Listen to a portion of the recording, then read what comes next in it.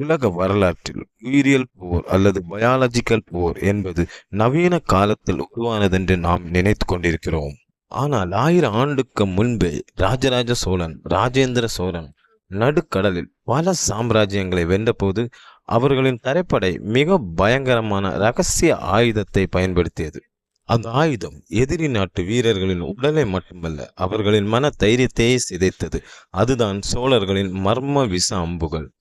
ஒரு சாதாரண அம்பு பட்டால் இரத்தம் வரும், சிகிச்சை எடுத்தால் பிழைத்துக் கொள்ளலாம். ஆனால் சோழர்களின் இந்த அம்பு பட்டால் அடுத்த சில நிமிடங்களில் அந்த வீரனின் நரம்பு மண்டலம் முடக்கப்படும். அந்த மர்ம விஷத்திற்கு பின்னால் இருந்த அறிவியலும் வேதியியலும் என்ன? வாருங்கள் விரிவாக பார்ப்போம். சோழர்கள் பயன்படுத்திய இந்த விஷம் ஏதோ சாதாரணமான ஒன்றல்ல. சங்க கால இலக்கியங்களிலும் பிற்கால போர் முறை குறிப்புகளிலும் நச்சு முள் அல்லது கடுங்கோல் என்ற பெயர்கள் காணப்படுகிறது. இந்த அம்புகளின் நுனியில் தடவப்பட்ட விஷம் 2 முக்கிய பொருட்களின் கலவை. ஒன்று, மேற்கு தொடர்ச்சி மலையின் அடர்ந்த காடுகளில் மட்டுமே கிடைக்கக்கூடிய காட்டு நச்சு செடிகளின் சாறு. இரண்டாவது, ராஜநாகம் அல்லது கடல் பாம்புகளின் வீரியமிக்க விஷம். இந்த இரண்டையும் ஒரே குறிப்பிட்ட விகிதத்தில் கலக்கும்போது அது மனித உடலின் இரத்தத்தின் கலந்து அடுத்த சில நொடிகளில் இரத்தத்தை உறைய வைக்கும் அல்லது நரம்புகளை செயலிழக்க செய்யும் வல்லமை பெற்றது. இங்கேதான் தமிழனின் அசாத்திய மருத்துவ மற்றும் வேதியியல் அறிவு வெளிப்படுகிறது.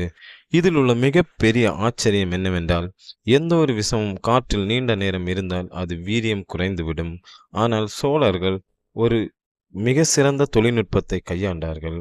அம்பின் நுனியில் விஷத்தை தடவிய பிறகு அதன் மேல் ஒரு மெல்லிய இயற்கை மெழுகு, அதாவது நேச்சுரல் ரேஷின் பூச்சை பூசி விடுவார்கள். இது விஷம் காற்றில் உலர்ந்து விடாமல் பாதுகாக்கும். அம்பு ஒரு வீரனின் கவசத்தை தாண்டி அவன் உடலில் பாய்ந்தவுடன் மனித உடலின் வெப்பத்தை, அதாவது பாடி டெம்பரேச்சரை, அது மெழுகு பூச்சி உருக ஆரம்பிக்கும். மெழுகு உருகிய அடுத்த நொடி உள்ளே இருக்கும் புதிய நச்சு நேரடியாக இரத்த நாளங்களை பாயும். இது இன்றைய நவீன ஊசி செயல்படும் முறையை விடவும் மேலானது என்று சொன்னால் மிகையல்ல. இதை வெறும் புனைவு என்று சொல்பவர்களுக்கு சில வரலாற்று உண்மைகள் பதிலடி தருகின்றன. சீனா மற்றும் அரேபிய பயணிகளின் குறிப்புகளில் தென்னிந்திய வீரர்கள் நுணுக்கமான நச்சுக்கரை ஆயுதங்களால் பயன்படுத்துகிறார்கள். அவர்களின் அம்புகள் பட்டாலே மரணம் நிச்சயம் என்ற எச்சரிக்கைகள் பதிவாகியுள்ளன. குறிப்பாக சோழர்கள் ஈழத்தின் மீதும் கடாரம் எனப்படும் மலேசியா, இந்தோனேஷியா மீதும் போர் தொடுத்த போது அந்த நாட்டு வீரர்கள் சோழ நாட்டு படையின் இந்த மர்ம அம்புகளை கண்டு அஞ்சி நடுங்கியதாக குறிப்புகள் உள்ளன. வெறும் வீரத்தால் மட்டுமல்ல, அறிவியலாலும் சோழர்கள் உலகை ஆண்டார்கள் என்பதற்கு இது மிக சிறந்த உதாரணம். பெரும் படையை எதிர்கொள்ளும் போது எண்ணிக்கையில் குறைவாக இருந்தாலும் இதுபோன்ற அதிநவீன தந்திரங்களால் தான் சோழர்கள் மாபெரும் வெற்றிகளை குவிக்க முடிந்தது.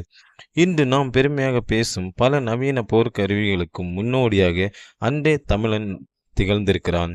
சோழர்களின் இந்த விஷ அம்பு தொழில்நுட்பத்தை பற்றி நீங்கள் என்ன நினைக்கிறீர்கள் என்று கமெண்டில் சொல்லுங்கள்.